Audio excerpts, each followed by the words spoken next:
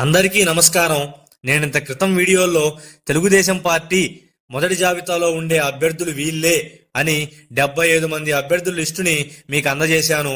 మన ఛానల్లో వచ్చిన తర్వాత పలు యూట్యూబ్ ఛానళ్లలోనూ కొన్ని మెయిన్ స్ట్రీమ్ మీడియాల్లోనూ సేమ్ లిస్టు ప్రచారం చేయడం జరిగింది. దాన్ని బట్టి మీరు అర్థం చేసుకోవాలి, అందరికంటే ముందుగా విశ్వసనీయ సమాచారాన్ని అందుకోవడంలో ప్రజావాణి ముందుంటుంది. ప్రజావానికి అలాంటివి సోర్సులు గట్టిగా ఉన్నాయి. ఇక ఈ వీడియోలో మనం జనసేన పార్టీ మొదటి జాబితాలో ఉండే అభ్యర్థులు ఎవరు అనేది చూద్దాం.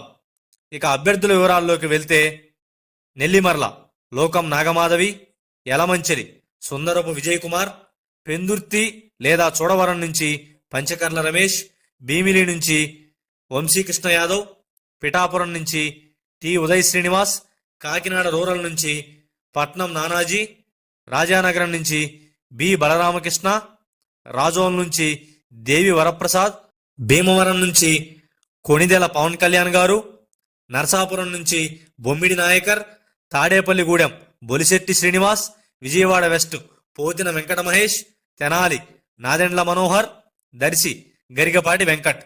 ఈ 14 స్థానాలే కాకుండా మరొక 3 స్థానాలు కూడా మొదటి జాబితాలో ఉండే అవకాశం ఉంది. అవేంటంటే శ్రీకాకుళం లేదా పలాసలో 1, నిడదవోలు, రామచంద్రాపురం. ఈ 3 స్థానాలు కూడా మొదటి జాబితాలో ఉంటాయి. కానీ ఇక్కడ అభ్యర్థులు ఎవరు అనేది ఇంకా ఖరారవలేదు. అలాగే ఇక జనసేన పార్టీ మొదటి జాబితాలో ఉండే ఎంపీ స్థానాలు చూసుకుంటే కాకినాడ, మచిలీపట్నం, అనకాపల్లి ఈ 3 స్థానాలు మొదటి జాబితాలో ఉండే అవకాశం ఉంది. ఇక భారతీయ జనతా పార్టీ స్థానాలు చూసుకుంటే విశాఖపట్నం నార్తు, కైకలూరు ఈ స్థానాల గురించి నేను ఇంత క్రితం వీడియోలోనే బీజేపీకి వెళ్లే అవకాశం ఉంది అని ఘంటాపథంగా చెప్పాను. విశాఖ నార్త్ నుంచి విష్ణుకుమార్ రాజు గారు, కైకలూరు నుంచి కామినేని శ్రీనివాస్ గారు ఎమ్మెల్యే అభ్యర్థులుగా బీజేపీ నుంచి పొత్తులో భాగంగా పోటీ చేసే అవకాశం ఉంది. ఇక బీజేపీకి వెళ్లే ఎంపీ స్థానాలు ఏమిటి మొదటి జాబితాలో చూసుకుంటే రాజమండ్రి, రాజాంపేట, తిరుపతి ఈ 3 లోక్సభ స్థానాల నుంచి బీజేపీ పోటీ చేసే అవకాశం ఉంది.